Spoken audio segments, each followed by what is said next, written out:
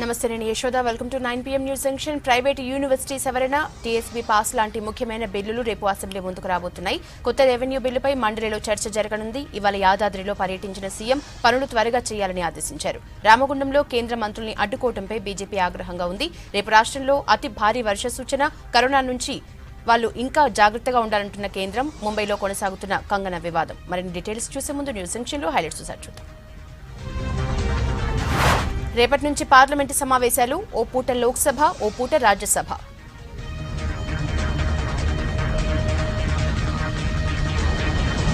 అన్నింటిపై చర్చకు సిద్ధమన్న కేంద్రం, విపక్షాల వాయిస్ వినాలన్న కాంగ్రెస్.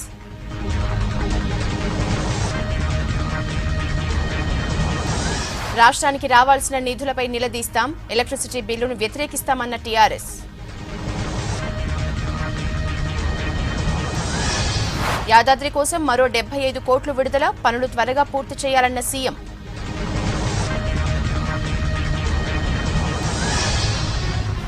తెలంగాణ యోధుల చరిత్రతో స్ఫూర్తి కేంద్రం, కేంద్రం సహకరిస్తుందని కేసీఆర్కు కిషన్ లేఖ. రేపు అసెంబ్లీ ముందుకు 8 బిల్లులు, మండలిలో కొత్త రెవెన్యూ బిల్లుపై డిస్కషన్.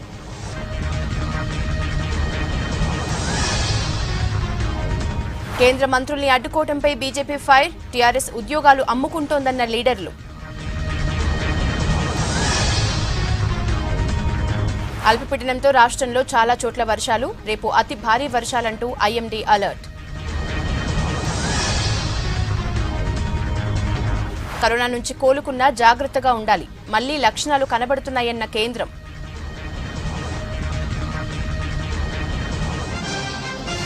మౌనాన్ని బలహీనతగా చూడొద్దన్న ఠాక్రే, గవర్నర్ను కలిసి కంప్లైంట్ ఇచ్చిన కంగన.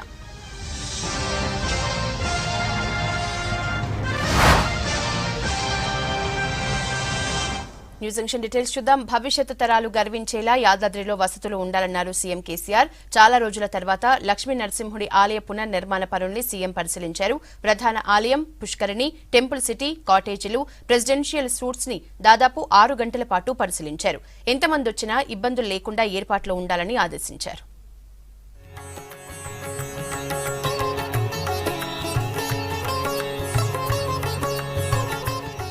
ఆలయం ఏళ్లపాటు ఉండాల్సిన గొప్ప నిర్మాణం కావడంతో ఎక్కడా తొందరపాటు లేకుండా సంప్రదాయాలు, ఆగమ శాస్త్ర నియమాలు పాటిస్తూ పనులు జరగాలని ఆదేశించారు సీఎం కేసీఆర్.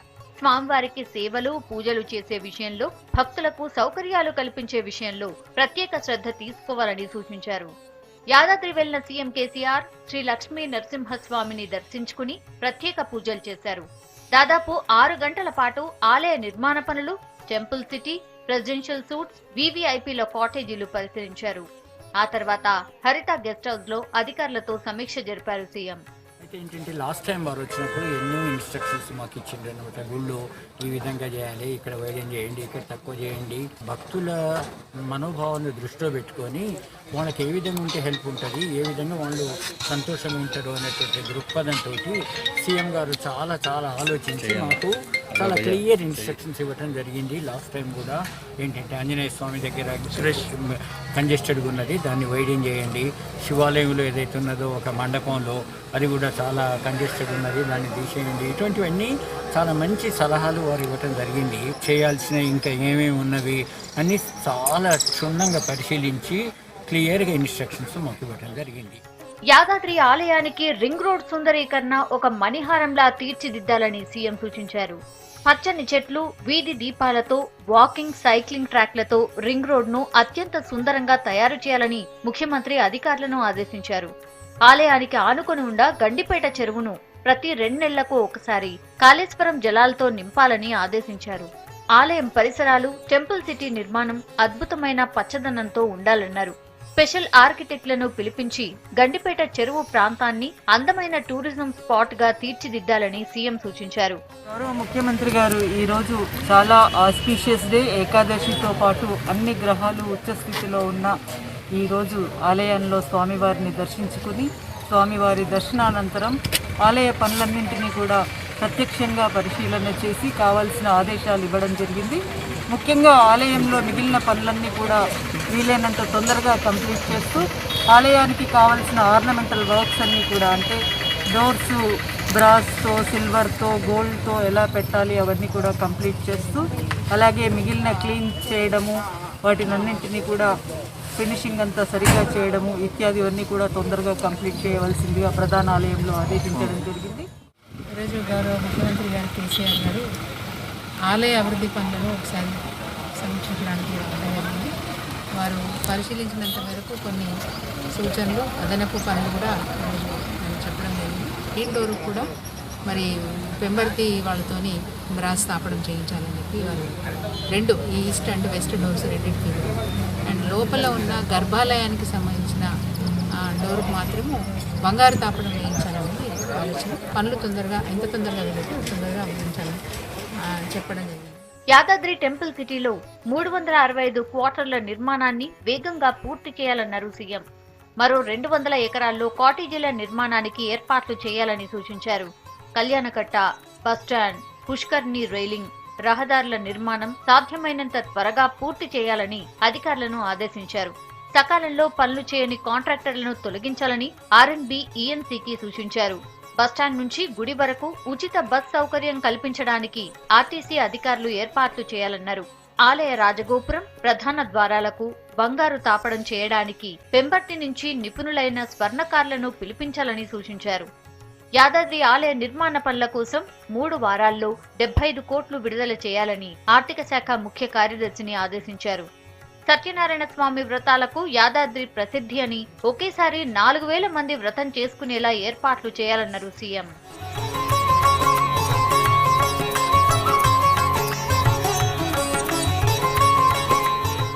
ఎంతమంది భక్తులు వచ్చినా ఎలాంటి ఇబ్బందులు లేకుండా ఉండేలా యాదాద్రి నిర్మాణాలు ఉండాలన్నారు కేసీఆర్. ఆలయంతో పాటు టెంపుల్ సిటీ నుంచి డ్రైనేజీ నీళ్లను బయటకు పంపించడానికి ప్రత్యేక డ్రైనేజీ వ్యవస్థను ఏర్పాటు చేయాలని సూచించారు. 5,000 కార్లు, 10,000 బైకుల కోసం పార్కింగ్ ను YTDA సిద్ధం చేయాలన్నారు సీఎం కేసీఆర్. యాదాద్రి పర్యటన సమయంలో రోడ్డు పక్కన కోతులకు అరటి పండ్లు అందించారు సీఎం. 2 రోజుల విరామం తర్వాత రేపటి నుంచి అసెంబ్లీ సమావేశాలు తిరిగి ప్రారంభం కానున్నాయి. రేపు అసెంబ్లీలో 8 సవరణ బిల్లుల్ని ప్రవేశపెట్టబోతోంది ప్రభుత్వం. ప్రశ్నోత్తరాల తర్వాత బిల్లుల్ని ప్రవేశపెట్టనుంది. తెలంగాణ రాష్ట్ర ప్రైవేటు విశ్వవిద్యాలయాల స్థాపన మరియు క్రమబద్దీకరణ సవరణ బిల్లుని సభలో ప్రవేశపెట్టనున్నారు విద్యాశాఖ మంత్రి సబితా ఇంద్రారెడ్డి. విపత్తు మరియు ప్రజా ఆరోగ్య అత్యవసర పరిస్థితి బిల్లును ఆర్థిక శాఖ మంత్రి హరీష్ రావు ప్రతిపాదిస్తారు. ఆయుష్, అధ్యాపకులకు సంబంధించి ఉద్యోగుల పదవి విరమణ వయస్సు క్రమబద్దీకరణకు సంబంధించిన బిల్లుతో పాటు బడ్జెట్ నిర్వహణ బిల్లుల్ని మంత్రి హరీష్ రావు ప్రతిపాదించనున్నారు.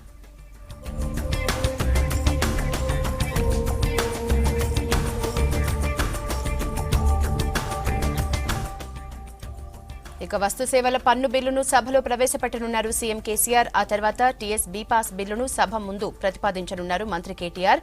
న్యాయస్థాన రుసుము, దావాల మదింపు బిల్లు, సివిల్ న్యాయస్థానాల సవరణ బిల్లుల్ని సభలో ప్రవేశపెడతారు మంత్రి ఇంద్రకరణ్ రెడ్డి.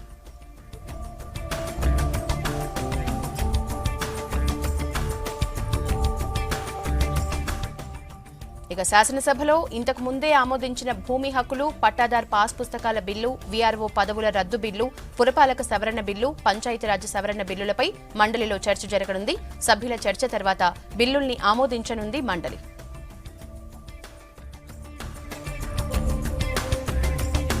కేంద్ర మంత్రులు రామగుండం ఫెర్టిలైజర్స్ సందర్శించిన సందర్భంగా టీఆర్ఎస్ ఎమ్మెల్యే, ఎంపీలు నిరసన తెలపడంపై మండిపడుతున్నారు బీజేపీ నేతలు. టీఆర్ఎస్ లీడర్లకు కమిషన్లు, కాంట్రాక్టులపై ఉన్న శ్రద్ధ తెలంగాణ యువతకు ఉపాధి కల్పించడంపై లేదని విమర్శిస్తున్నారు. టీఆర్ఎస్ నేతల తీరు సిగ్గుచేటన్నారు నేతలు.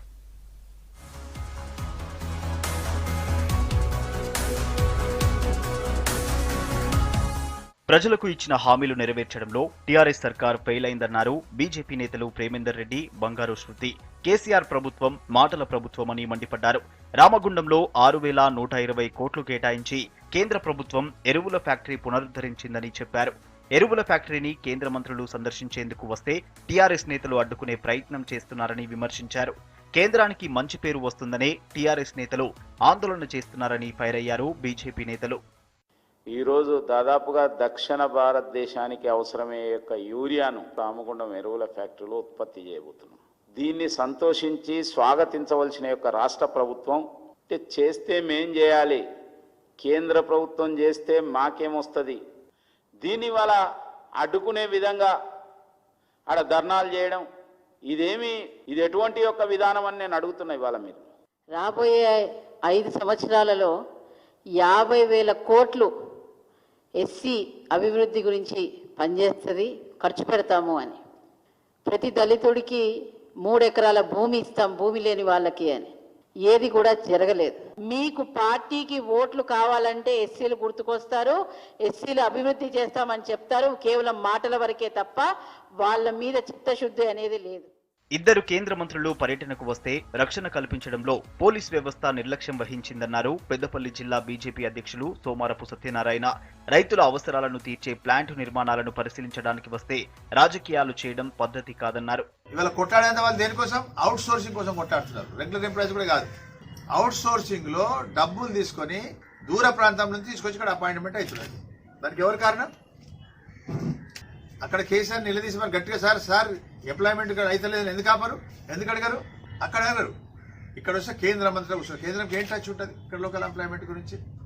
దివంగత నేత కాకా వెంకటస్వామి కృషితో మాజీ ఎంపీ వివేక్ వెంకటస్వామి చొరవతోనే రామగుండం ఎరువుల కర్మాగారం ప్రారంభం కాబోతోందన్నారు ఆర్ఎఫ్సీఎల్ కార్మిక నేతలు. ఈ సమయంలో కంపెనీ సందర్శనకు వచ్చిన కేంద్ర మంత్రులను స్థానిక ఎమ్మెల్యే, ఎంపీ అడ్డుకోవడం సిగ్గుచేటన్నారు. టీఆర్ఎస్ లీడర్లకు కమిషన్లు, కాంట్రాక్టులపై ఉన్న శ్రద్ధ స్థానిక నిరుద్యోగులకు ఉపాధి కల్పించడంపై లేదని విమర్శించారు. ముఖ్యంగా నాటి కాంగ్రెస్ ప్రభుత్వంలో సోనియా గాంధీ గారిని ఒప్పించి మెప్పించి బిఎఫ్ఐఆర్ నుంచి బయటకు గుంజుకొచ్చి భారతదేశంలోనే ఆర్ఎఫ్సిఎల్ మొట్టమొదటి రివైవల్ యూనిట్గా తీసుకొచ్చినటువంటి గౌరవ వివేక్ గారిని కనీస గౌరవం లేకుండా నిలువరించే ప్రయత్నం చేసినటువంటి ఎమ్మెల్యే గారు, మీకు ఇది సమంజసం కాదు, ఇది పద్ధతి కాదు. కేంద్ర మంత్రుల పర్యటనను కూడా టీఆర్ఎస్ లీడర్లు రాజకీయం చేస్తున్నారని మండిపడుతున్నారు బీజేపీ నేతలు.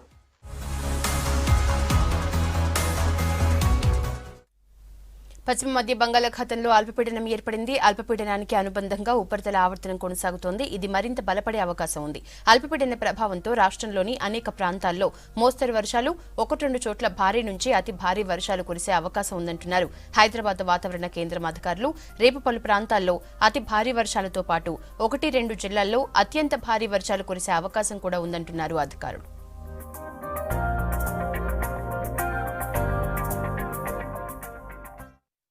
ఈ అల్పపీడనానికి అనుబంధంగా మధ్యస్థ ట్రోపోస్పియర్ స్థాయిల ఎత్తు వరకు కూడా ఉపరితల ఆవర్తనం అనేది కొనసాగుతుంది. ఇది ఎత్తుకు వెళ్లే కొద్దీ నైరుతి దిశ వైపుకి వంపు తిరిగి ఉంది. ఇది మరింత బలపడే అవకాశం ఉంది. ఈ అల్పపీడన ప్రభావం వల్ల ఈ తెలంగాణ రాష్ట్రంలో చూస్తే తేలికపాటి నుంచి ఒక మోస్తరు వర్షాలు అనేక చోట్ల కురవడంతో పాటుగా 1-2 చోట్ల భారీ నుండి అతి భారీ వర్షాలు కురిసే అవకాశం ఉంది. హైదరాబాద్ నగర విషయానికి వస్తే 1-2 చోట్ల ఈ ఇంటెన్స్ స్పెల్స్ అంటాం, అంటే ఈ భారీ జల్లులు కూడా కురిసే అవకాశం ఉంది. అదేవిధంగా రేపు కూడా హైదరాబాద్ నగరంలో తేలికపాటి నుంచి ఒక మోస్తరు వర్షాలు అనేక చోట్ల కురిసే అవకాశం ఉంది. ఖమ్మం, భద్రాద్రి కొత్తగూడెం, మహబూబాబాద్, జయశంకర్, భూపాలపల్లి, ములుగు, వరంగల్, నల్గొండ, సూర్యాపేట, తర్వాత జనగాం, యాదాద్రి, భువనగిరి, తర్వాత హైదరాబాద్, మేడ్చల్, మల్కాజిగిరి, ఈ నాగర్ కర్నూల్, రంగారెడ్డి, మెదక్, సిద్దిపేట, కరీంనగర్, తర్వాత ఈ పెద్దపల్లి, ఇప్పుడు ఈ జిల్లాలు ఏవైతే ఉన్నాయో ఈ జిల్లాల్లో మనకి ఈ భారీ నుండి అతి భారీ వర్షాలు కురిసే అవకాశం ఉంది. రేపటి నుంచి పార్లమెంటు వర్షాకాల సమావేశాలు ప్రారంభం కానున్నాయి. అక్టోబర్ 1 వరకు 18 రోజుల పాటు సమావేశాలు జరగనున్నాయి. 45 బిల్లులు, 2 ఫైనాన్షియల్ ఐటమ్స్ చర్చకు రానున్నాయి. కరోనా నెగటివ్ రిపోర్ట్ ఉంటేనే లోనికి అనుమతించనున్నారు. టైమింగ్స్ పూర్తిగా మారిపోగా క్వశ్చన్ అవర్, ప్రైవేట్ బిజినెస్ తీసేశారు.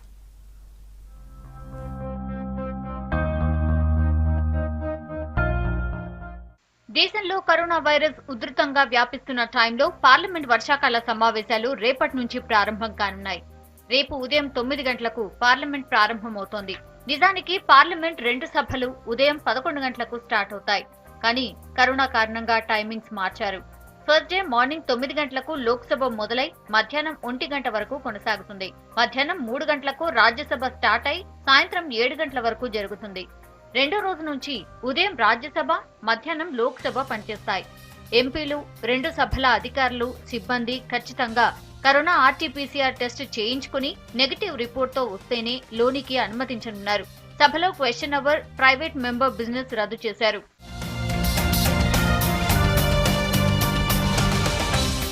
ఇవాళ బీఎస్సీ మీటింగ్ నిర్వహించారు లోక్సభ స్పీకర్ ఓం బిర్లా. ప్రతిసారి పార్లమెంట్ సెషన్ స్టార్ట్ అయ్యే ముందు స్పీకర్ ఆధ్వర్యంలో ఒకటి, ప్రభుత్వ ఆధ్వర్యంలో మరొకటి అఖిలపక్ష సమావేశం పెట్టడం ఆనవాయితీ. ఈసారి అలాంటివేవీ లేవు. ప్రభుత్వ బిజినెస్, పార్టీలు, ఫ్లోర్ లీడర్లు లేవలెత్తిన అంశాలపై బీఎస్సీ మీటింగ్ లో చర్చించినట్టు ఓం బిర్లా చెప్పారు. సభ సజావుగా జరిగేందుకు సహకరిస్తామని అందరూ ఫ్లోర్ లీడర్స్ హామీ ఇచ్చారన్నారు. ప్రస్తుత పరిస్థితుల్లో ఎంపీలందరూ పార్లమెంట్ కు వచ్చి చర్చల్లో పాల్గొంటారని ఆశిస్తున్నానన్నారు ఓం బిర్లా.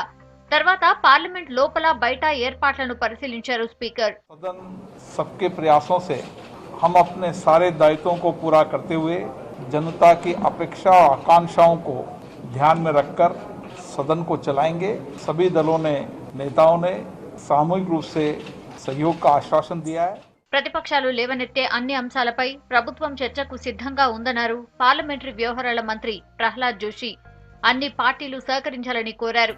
చైనాతో ఘర్షణల అంశంపై మంగళవారం సమావేశం ఉంటుందని చెప్పారు. ఆ మీటింగ్ లోనే పార్టీల ఫ్లోర్ లీడర్లకు చైనా విషయాన్ని వివరిస్తామన్నారు.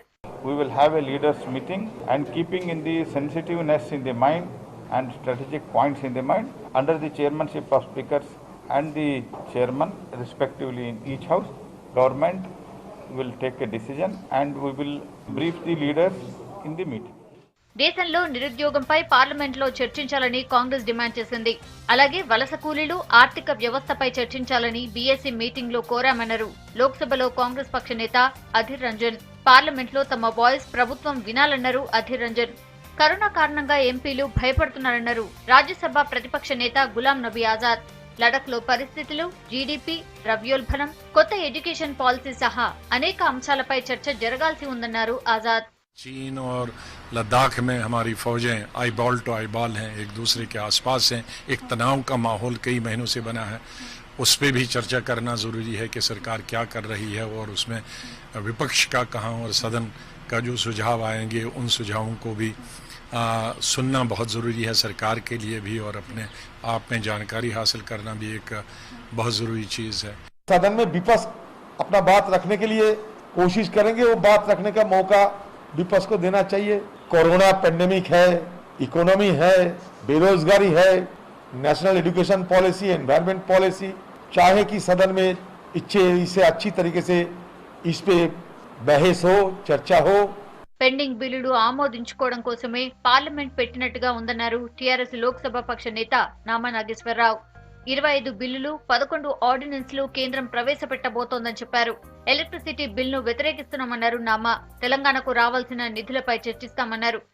వచ్చే బిల్స్లలో కొన్ని ప్రజా వ్యతిరేక బిల్స్ కొన్ని ఉన్నాయి. ఒకటి ఎలక్ట్రిసిటీ బిల్ ఒకటి వచ్చే అవకాశం ఉన్నది. రైతుకు వ్యతిరేకంగా వీళ్ళు ఏదైతే బిల్స్ తీసుకొస్తారో ఆ బిల్స్ ని మేము తప్పకుండా కూడా దాన్ని అపోజ్ చేస్తాం. ఈ నెల 15న మరో బీఎస్సీ మీటింగ్ జరగనుంది. రాజ్యసభలో బిజినెస్ సస్పెండ్ చేయాలని సిపిఎం ఎంపీ కేకే రాగేష్ నోటీస్ ఇచ్చారు. ఢిల్లీ మత హింస కేసులో CPM general secretary Sitaram Yechury పేరు చేర్చినందుకు ఈ నోటీస్ ఇచ్చారు. మహారాష్ట్ర గవర్నర్ భగత్ సింగ్ కోషియారిని కలిసింది బాలీవుడ్ నటి కంగనా రనౌత్. తన సిస్టర్ రంగోలీతో కలిసి రాజ్ భవన్ కు వెళ్లిన కంగనా గవర్నర్ తో సమావేశమైంది. తనకు జరిగిన అన్యాయం గురించి గవర్నర్ తో మాట్లాడినట్లు కంగనా చెప్పింది. తన ఆఫీస్ కూల్చివేతపై గవర్నర్ కు కంప్లైంట్ చేసింది. తనకు న్యాయం జరుగుతుందని నమ్ముతున్నట్లు ఆశాభావం వ్యక్తం చేసింది. मुझे जो भी मेरे साथ अन्याय हुआ है उसके बारे में बात की. वो हमारे सबके गार्डियन है यहाँ पे, एंड जिस तरह से मेरे साथ सुलूक हुआ है उस बारे में मैंने वही बात की. वही हमारी आज ब्रीफ जो भी मीटिंग हुई उसके बारे में मैंने उन्हें बताया. एंड आई होप कि justice be given to me, ताकि जो हमारे देश के जो लोग हैं और जो बच्चियाँ हैं खासकर उनका जो फेथ है वो सिस्टम में रिस्टोर हो. और मैं कोई पॉलिटिशियन तो हूँ नहीं और मेरा कोई पॉलिटिक्स से लेना देना तो है नहीं. As a common person, as a citizen, as somebody who has started from a scratch in this city which has given me so much, आज अचानक से जब मेरे साथ ऐसा अभद्र व्यवहार हुआ है तो I am very much privileged. और ये मेरे भाग्य हैं कि गवर्नर सर ने मुझे एक बेटी की तरह सुना और मेरी जो भी है मुझे सहानुभूति दी, और मैं ये उम्मीद करती हूँ कि मुझे न्याय मिलेगा. ఇవి news junction updates. Coming up weekend Teenmaar వార్తలు. Stay tune to V6 news as it is.